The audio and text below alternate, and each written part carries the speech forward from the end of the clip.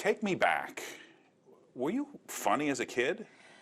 Yes, I think I was, because I came from a really funny family. So I think we were always just making jokes. So I think I was just one of a very funny group of people. And then through middle school, high school, I had the funniest group of friends. I mean, I still cite them as some of the funniest people I'll ever know, even though I am friends with the funniest people in the world now. But I look back at my high school friends, I'm like, they were so funny. And I was funny with them, but I was really shy, and I was just worried about getting made fun of, and I would just kept to myself. I was such an introvert, and so I would think of funny things to say, but I wasn't the class clown who was going to say them. So when you say your family was funny, tell me about that.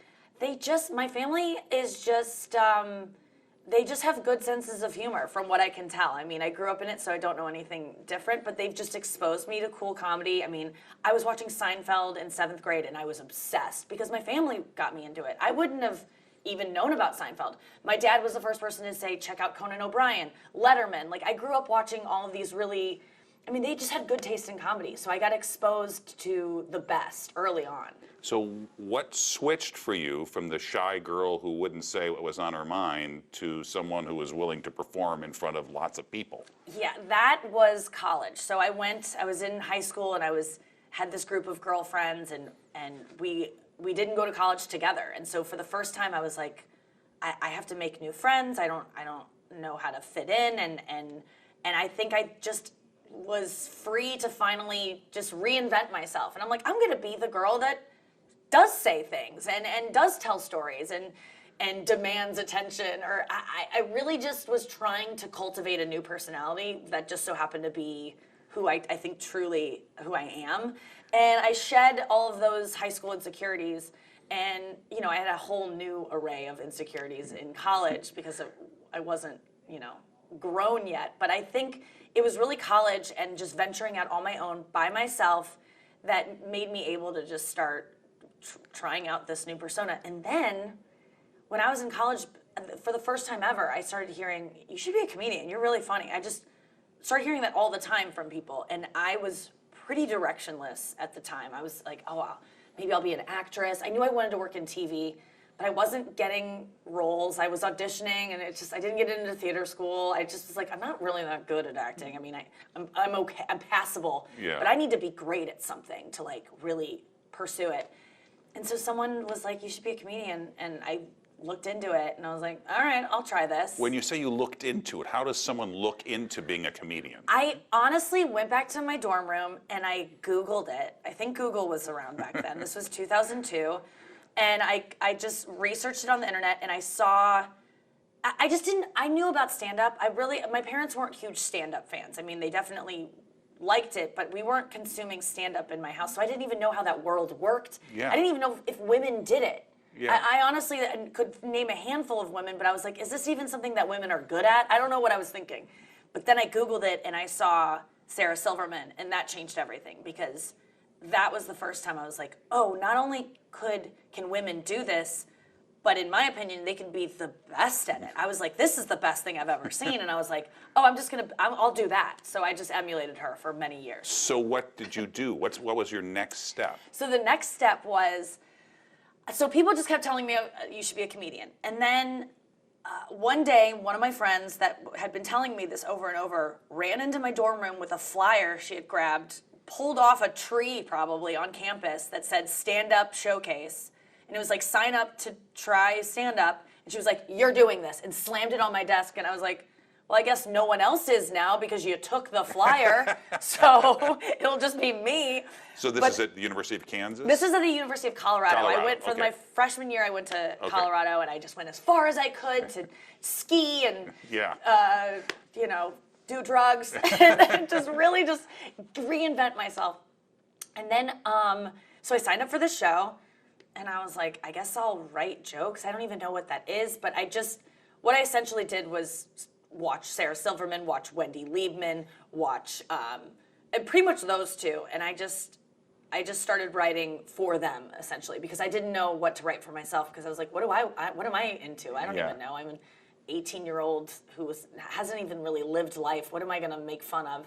So I remember just when everyone else was studying for finals, we were in this like study lounge. I was sitting around trying to like observe people being like, what do comedians talk about? Okay, that girl is dumping the remnants of a chip bag into her mouth I remember this, I saw this girl just trying to get at the last crumbs in this chip bag, and then she did the shoot where it just all flew in, and I was like, that's something that's funny. Like, I remember just starting to see the world like a comedian looks at the world, like mining things for funniness. And then I did that show. How did that go? Oh man, and every comedian that still does comedy will tell you their first show is the best time they've ever had, because you wouldn't do it again if you bomb your first time. It is so painful to bomb.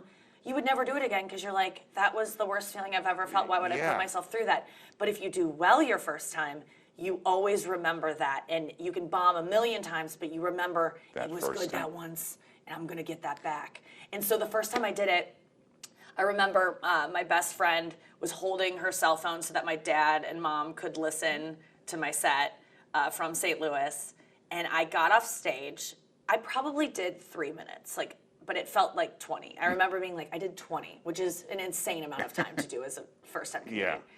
But I got off stage. It went great. And I just remember having this really Hallmark movie moment where I was on the phone and I called my dad and I was like, I know what I want to do for the rest of my life. Like, this is it. I'm doing this. And I said, I want to drop out of school and I want to just start going to comedy clubs and I want to be a touring comedian. Like, I just killed. That's the natural next step. That's it. And I remember my dad being like, why don't you stay in school and you could do this on the side. And that's what I did. I went back home to St. Louis for summer break, and my dad brought me up to the Funny Bone to go look at an open mic night on Tuesday nights. It's still going on. And there was a little table tent that said, there's a summer comedy class. And I signed up for that. And I started going to these comedy classes at the Funny Bone in the summer of 2003. And the rest is history. I mean, I was hooked. And, comedians make fun of comedy classes. Like, you can't learn it in a class. But what I got out of that class was, I did learn a lot, and I met other comedians. I think it's a great way to start. Yeah, you learn to move the mic stand behind you as soon as you start. Don't just leave it there the whole time and hang on it, because that's an amateur move. You learn just like the basics about the light. They're going to give you the light, and that means you have 2 minutes to wrap up. And if you get the light again, you're never welcome back. Like things like that. And when did you start writing for Nikki Glaser as opposed to Sarah Silverman? That probably took, what most comedians say is it takes 10 years to find your voice. And what do you say? I would say it took 10 years to feel like I was good and to be really confident. And that's because I have a lot more self-awareness than most comedians. I'm not one of early on comedians think, oh, I'm the best. And yeah, I did have that first set where I was a little delusional. But you quickly get put into your place. And I realized, oh, this is going to take 10 years. So I remember telling my dad, I started in 2003, and I needed my parents' support when I moved to LA right out of college because I was struggling. I was babysitting during the day. I was doing shows at night. I was drinking too much. I was partying. But I was really focused on stand-up. But I told my dad, I was like, I am going to maybe need your financial support here and then until I'm 27.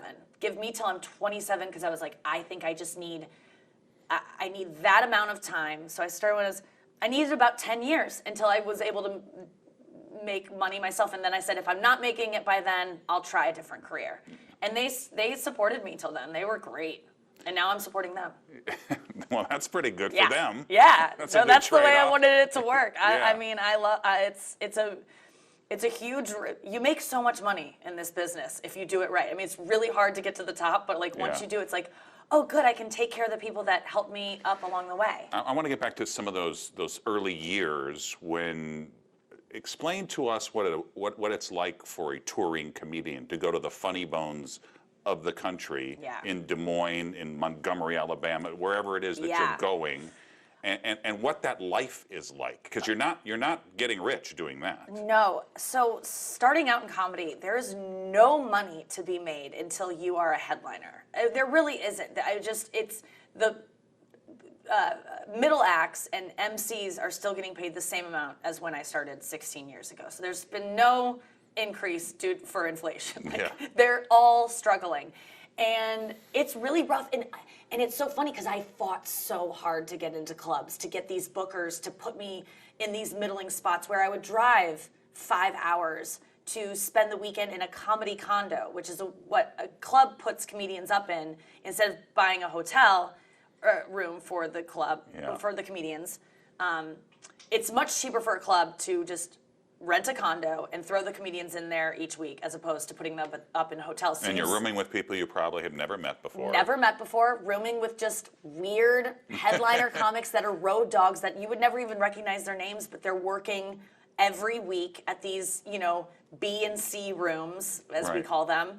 And then you finally, so I was staying at these comedy condos with these, I was like a young girl staying with these like grizzled old men who had been in the business for God knows how long. And it was a weird life. And you're staying in these gross condos. I mean, a lot of that life was documented in this documentary I did called I Am Comic, where they flew to Tampa and kind of filmed me staying at this comedy condo in Tampa, Florida, which is one of the ones that's been around forever.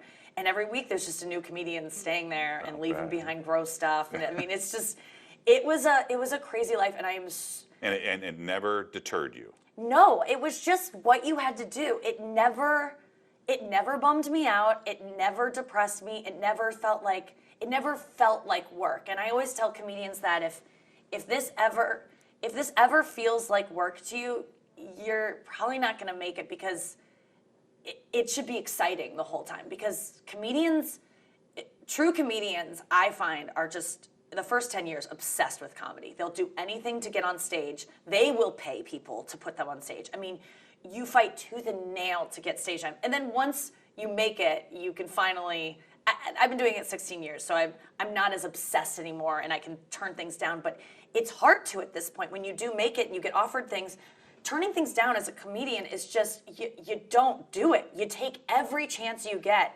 And that's why people like Joan Rivers, at her age, until she died, was accepting every offer, because she started out where that's what you had to do, and it's hard to lose that. Yeah. And it's still hard for me to turn things down. What would you say was your first real big break? So my first big break was, that was my senior year of college. I auditioned for Last Comic Standing. I was going to school at KU, and I was friends with all the local comics there. They were like older guys, in their 20s, 30s, and they were all been doing comedy for a while, and they found out about the Last Comic Standing auditions in Chicago, and they were like, we're gonna go wait out in line, and we want to audition. I'd been doing comedy like 2 or 3 years, and I was like, I'm not doing this show. This show is for people who are really good. I've watched it before. And they said, come on this road trip. So I go on the road trip with 10 guys in a passenger van. We drive to Chicago, so much fun. Hanging out with comedians is the best time. We get a hotel room, we wait in line, and I auditioned for Last Comic Standing. And my only goal was like, I just don't want them to say anything mean. I just want them to say, oh, you're too young, but you got promise. That's all I wanted. And they did say that. And then when I was walking off after my audition, I felt like, oh, good. Like, they didn't say anything mean. They just said I was too young, which they're right. And then I heard one of the judges say to the other one, I really liked her. And then the other judge goes, well, I could be convinced. And I don't know what happened in my mind, but I ran back up on stage and I was like, can I do another joke? And they were like, sure. And I did one more joke and they were like, okay, we'll see you tonight. And I was like, okay. And I advanced to the semifinals that night. And it was, out of everyone who auditioned in Chicago, it was like 30 comedians performed that night. It was wild. It was so exciting. It was my first television shoot. And then I got selected out of that 30. There were 3 of us that got sent to LA to go to the semifinals for Last Comic Standing. So it was like, that was the top 40. And I got flown to LA. It was my senior year of college. I was still studying for finals. I was about to graduate. And I got flown to LA. And then once I was out there, I was like, oh, well, now I'm a comic. I'm on Last Comic Standing. Right. This is my life. Yeah. I'm gonna move to LA right out of college. I've made all these connections. I've been on Last Comic Standing. Clearly, the business will open up to me when I move to LA. And so then I moved to LA out of college and struggled for a really long time. And then my next big break was I got The Tonight Show. I did The Tonight Show with Jay Leno before he left the first time. So this is 2009, January. Tell me what that was like when you first found out you were going to do it, and then preparing for it and going out there. Yeah. So the guys that judged Last Comic Standing were the same. They were the bookers for The Tonight Show. Oh, wow. So I met them that night in Chicago, and they were aware of me. So when I moved to LA, they said, hey, we should work on a set together. That's what you do. You work on a set with the bookers, a 5-minute set. Let's start working on a set so that it's ready, and then you can do The Tonight Show. And I was like, great. So I work on a set with them. They come see me a bunch. They go, tweak this. I finally get it to where it is. And they go, that's it. That's the set. We're good. And I'm like, great. I call my parents. I'm like, I'm going to be on The Tonight Show. This is summer of 2008. This is summer of 2007. And I'm like, telling everyone I'm going to be on The Tonight Show. I hear people going, I have friends that are going by NBC, and they're like, your name is on the board. Like, you're going to be on. And I'm like, this is happening. And I wait, and months go by, and I don't hear from them. And I'm like, all right, well, and I hear from my friends, like, sometimes you wait years, and And one day, January 27th, 2009, I wake up at 11 o'clock in the morning to a no ID, caller ID, a private number, and I think it's a creditor, which had been calling a lot at that point. And for some reason, I'm like hungover, it's 11, I'm like, my life isn't going great. I'm kind of out of money. I'm ready to move back home to St. Louis because my parents are like, we can't keep just like giving you money and what's to show for it. It's been years since anything had happened for me. I pick up the phone just because I'm like, I'm going to face this creditor who keeps calling me. And they're like, hey, Nikki, it's The Tonight Show. We had a dropout. Can you be there? Can you be here in 4 hours? And I was like, yeah. And I'm like, fixing my hair and clearing my throat, and I'm like wiping the sleep out of my eyes. I had nothing to wear. I had my hair, like my roots had grown out. I was like, I have to get my hair done. I have to go get an outfit, and I have to remember what set they approved because that was years ago. My set has changed completely. So I had no idea. I go shopping. I'm running around town. And then I'm like, what is the set? I don't even know the set. And I had a DVD from that night that was buried somewhere in my house. So I'm digging through, and I finally found the DVD, and I get a call that my car service is there to pick me up to take me to Burbank. My God. And I watched the DVD on my laptop in the back of the car, which is a mile drive because I live in Studio City. And I watch it, and I study it, and I'm like memorizing it, and I'm like, okay, this is it. I get out of the car, the bookers are like, okay, can you do the set? Because we don't know what it is either. And I'm like, and I delivered it, and they're like, perfect. And I was like, ah! So I did The Tonight Show within 7 hours of like finding out I was doing it. Cow. And I was the second guest on the show, which usually the comedian is like the last guest. Yeah. Paula Abdul called in sick that day. So thank God for whatever she was going through that morning. I got to fill in for Paula Abdul. And then after, and I had a great set. It was awesome. I was like, my life is gonna change. And then the next day, nothing changed. And I just remember going to Subway, and the only time I got recognized was the morning after. And this went for years, no one recognized me. But the morning after I went to Subway, and I was like, can I get extra lettuce? And she goes, were you on The Tonight Show last night? And I was like, yeah. And she goes, oh, because I recognize your voice. You have like a really husky voice. And I'm like, it's big boned. Like, but that was the only time. That was it. And then by April of 2009, I had to move back home to St. Louis because I was out of money. My parents were tired of supporting me. So, and I was getting road gigs, but it was costing me so much to fly there. And then I would spend all the money to fly there because I wouldn't make enough to middle. You'd make $100 a show. I'd do 4 shows, and I'd spend all my money getting there. So it wasn't financially responsible for me to stay in LA. I moved to St. Louis where I could drive to gigs and save money, saved on rent because I was living with my parents. But never thought about quitting. Never. Oh, I had no option. I don't have any other skill set. I mean, it is this or nothing. And I had the good performances on TV to show me that I was onto something, that I had something. But like I said, I knew it was going to take 10 years to really feel confident and be like, I'm good at this, and I want to keep that, and I deserve to be doing it. Because up until that point, I had, I could get together 5-minute sets, but could I do an hour? No. And that's what I moved back home for, was just to work on the road every single weekend and become a headliner. And then I moved to New York. After a year and a half at home, I had started transitioning from middling to headlining. So I had enough credits, Last Comic Standing, Tonight Show, that I moved up. Certain clubs were like, okay, we'll let you headline. So I was making a little bit more money. I moved to New York. I was able to move into a really crappy apartment in Queens with a bunch of roommates. And then I just started trying to like build my life there and get to know the scene there. And I was grateful because I had friends there who I had met online, Amy Schumer being one of them. I mean, she was someone that I saw on MySpace when I was living in LA. I stumbled upon her profile, and I was like, this chick is funny. I mean, she wasn't the Amy Schumer we know. I mean, she was like me. We both started at the same time. We had the same kind of jokes. Like, we both admired the same kind of comedians, so we sounded similar. And I was like, this girl is hilarious, and I feel like we'd be friends. So I just messaged her, and she was like, oh my God, you're funny. We should be friends. And we became friends. So by the time I was ready to move to New York, she was like, Nick, I live here. I'm going to get you in at all the clubs. I'll introduce you to everyone. So it was people like her and several other comedians that I met just via MySpace that were like, we'll take you under our wing and show you around town. And thank God, because it was still a struggle because you have to get passed at these clubs. There's a manager at each club that has to watch you, and you have to audition. And if you have a bad audition, you don't work at a club. And there's only so many clubs to work at. So there's a lot riding on moving to New York and making your way through. What's your process like when how often are you writing? I mean, are you the type of person who locks yourself in a room and writes, or are you writing observationally as you're living life? At this point, when I started out, I would sit and I would write, and I would think, what's funny? And I'd look around, and I was writing a lot of bits about Starbucks, because that's where I would just like set up shop and just like look around. Now I'm at a point where I feel like I just know what's funny when I hear it. When I say it, I'll be in conversation and I'll go, that was funny. I'm going to write it in my phone.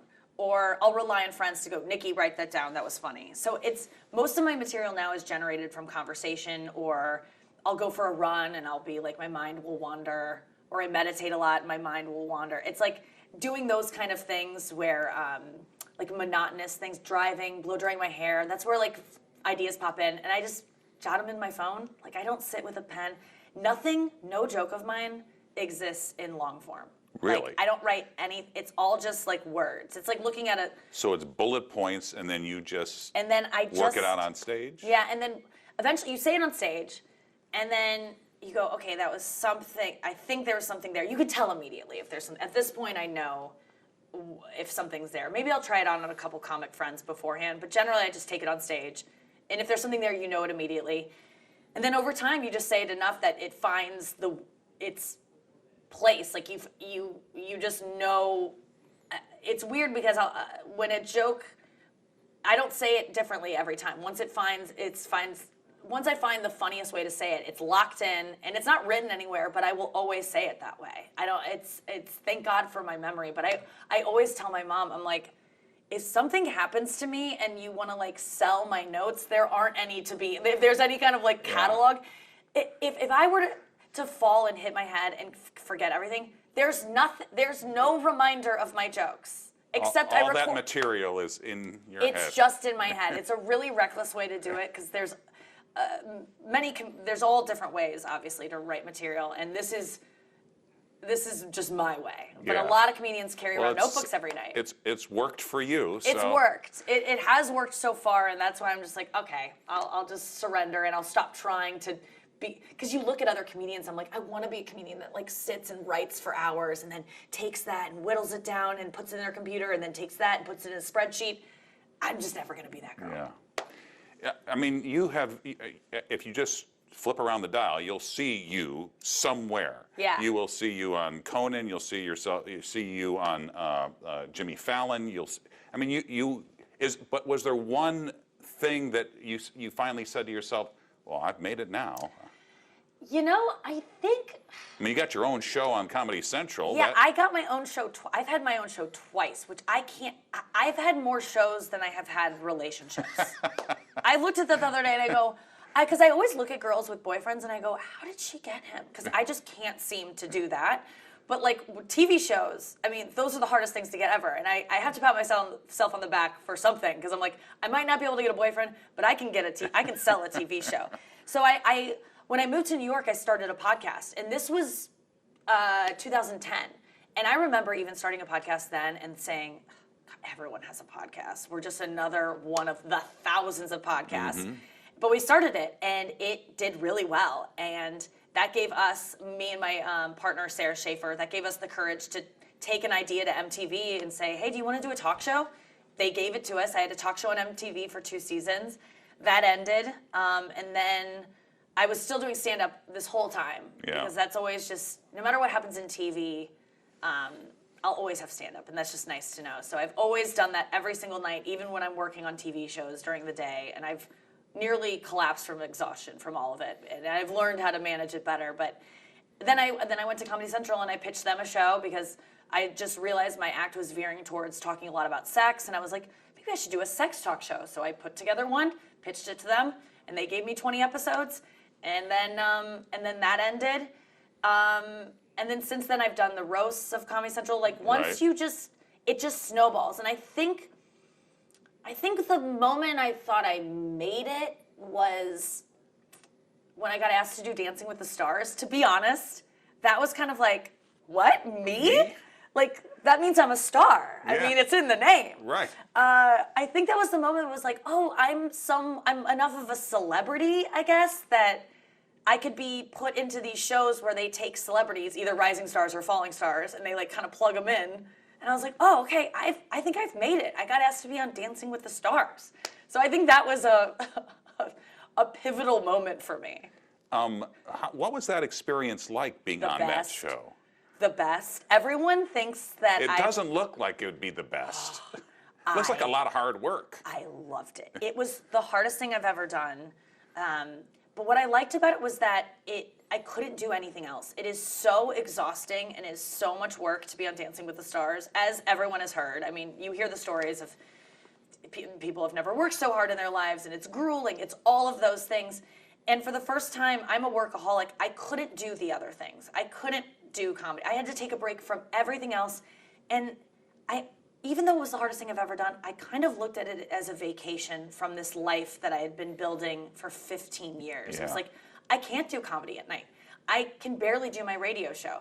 I can't be thinking of jokes. I am a dancer, and that is all I shall be until they ask me to leave, which happened to be very, very quickly. Yeah. And I did not want to go. I was like, keep me in this world. I mean, I was getting injured. I was crying every day because it was just, I've never done anything that grueling and that scary. I mean, both mentally and physically taxing, because I don't dance. Dancing is the #1 fear I have. I mean, I generally say and even now, or now do you have some confidence now that you Now I don't care. I think a lot of my dancing fear was just looking stupid. And so when I got asked to do Dancing with the Stars, I mean, Mike, I don't dance at concerts. Prior to Dancing with the Stars, I don't dance ever. I didn't dance at concerts. I didn't dance at weddings. I didn't dance at school dances. Something happened to me sometime in my childhood where someone was like, you're a bad dancer, never do that again, stop that immediately. You're Elaine and I was from like, Seinfeld. Got it. Yes, Yeah. Elaine from Seinfeld. I truly have no rhythm. I always knew I wasn't a dancer. And so when I got asked to do that show, I was like, they've got to be joking me. Like, I can't do this show. This is my biggest fear. And then I just realized when something scares me, I'm just like, you got to do it. Because if you're going to let your fear of being judged because you're a bad dancer hold you back from this experience that could be actually really fun, and it's like a weird TV show that you're never going to get that. Yeah, if you're not and ready lots of now. people watch. Yeah. If you're not ready now to do Dancing with the Stars, because I remember getting asked and being like, maybe if they ask me in 5 years, it's like, well, in 5 years, it's going to be a lot harder physically. Just do it now. If you're going to be ready in 5 years, be ready now. So I just said yes, and I threw myself into it, and I loved it. It was awesome. That's and then they great. asked me to leave immediately, and I was devastated. I mean, I couldn't adjust to normal life. I got out of that show, and I was like, I'm a dancer. Like, what? I can't, I'm not a I can't go comedian back anymore. to being a comedian. This isn't funny. They get you. I mean, they get you. You were talking before about podcasts, and now you say podcasts in some situations are as big or maybe even bigger than doing network television. Yeah. Podcasts are the new, like, Johnny Carson inviting you over to the couch. I mean, it can break you as a comedian. And and open you up to so many new fans. I mean, people are listening to podcasts every single day, and it's intimate. You're in their ear. They feel like they know you. And there are a lot of comedy podcasts that are specifically targeting people who like comedy. You know, when you watch TV, when you on TV, when I was on Dancing with the Stars, I was like, oh my gosh, my club dates, I'm going to start selling out. I mean, this is middle America. Everyone watches Dancing with the Stars. People who watch Dancing with the Stars aren't necessarily going to the nightclubs. So you might be seen by a lot of people, but it's not going to amount to more ticket sales. But if you're on a podcast like the Joe Rogan Experience, I mean, those are comedy fans listening to you, and it's long-form conversation. They feel like they get to know you. You talk about serious stuff. You get to be funny. It's just a great showcase for comedians, because comedians operate in honesty, and we're good. I mean, I know that I'm my best self when I'm just able to talk and just more long form. I mean, I write, if you watch my stand-up, it's like joke, joke, joke, joke, joke. And with podcasts, you're just more relaxed, and you get a chance to just be yourself. And you're pretty transparent. I'm just like an open book. I don't know, it's the number one thing I can point to that has made me successful, is that I don't seem to have a filter, and I wish I did at times, because it gets me in trouble. It hurts my loved ones, because I'll share something that I think is not a big deal to them, because it wouldn't be a big deal for me to share that about myself. So I'll just say that secret of my sisters. Yeah. And they're like, actually, I have privacy. And it's like, what's that? So I don't know what, I look at it as a superpower at this point, that I don't have any problem sharing really embarrassing, intimate details of my life, because it's made me the comedian that I am. And I have a lot of fans who are just like, thank you for saying things that I couldn't say out loud. So I appreciate that, but it's also, it gets me in trouble as much as it's benefited me. What haven't you done that you want to do? Do you want to be in movies? Do you want to write movies? What is it that you want to do? I think what I want to do that I haven't done is reach a wider audience. I mean, I'm taping a Netflix special coming up, so I haven't had that Netflix pop of like, here she is. I have specials out there, but they're kind of buried on different platforms at this point. I mean, it's really hard. They're not that hard to find. They're not that, because I've found them. Well, thank you. But I did a special for Comedy Central, and I did one. I did a half hour for Netflix, but I'm doing this hour for Netflix. I think is really going to break me to a wider audience. And in terms of what I used to have certain goals where I was like, I want to host the Tonight Show, but I just see the industry changing so much that I don't know that the Tonight Show is going to be the same thing that it is by the time I get around to being up for it. Yeah. And will I want that life 5 nights a week? Well, I had all these goals, and now I'm kind of looking at my personal life, and I'm thinking, well, I'd like a family, and I'd maybe like to settle down, whatever that means. So I think some of my goals have become more inward, more personal for me. I was like, I want to find love. I want to have a family. I want to just be happy, and whatever that means. But career-wise, I would like to be in movies. I'd like to act more. I don't want to write movies, because I just know that I'm not someone who wants to be cooped up over a laptop all day. I mean, yeah. I would rather, I like being myself on TV, so I'd like to do more just appearances on shows. I'd like to host a version of a talk show that lets me be myself. I mean, I get to do that every morning. Every morning on Sirius. On Sirius, on Sirius Channel 95, Comedy Central Radio. I have a morning show Monday through Thursday for 2 hours every morning, 9 to 11. And it's almost, it's almost like listening to a podcast. I mean, yes. You can watch it, or listen to it, but it's almost like a podcast. It is. Because it's, I mean, again, you're a wide open book. Yeah, you know a lot about me. That's the thing. If people listen to my show, I'm always like, oh God, you know more about me than close friends do.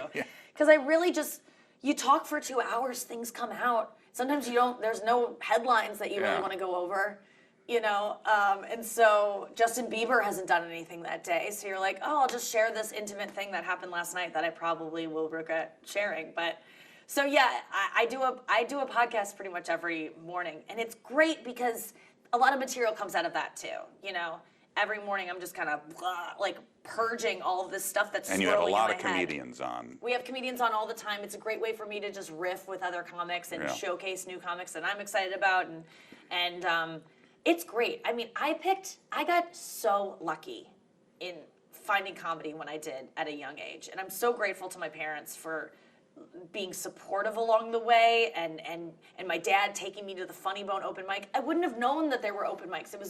I just look back and I'm like, I'm so lucky that I found it early, because it takes that long to get good. And I'm 34 now, and I'm reaping the benefits of this amazing life.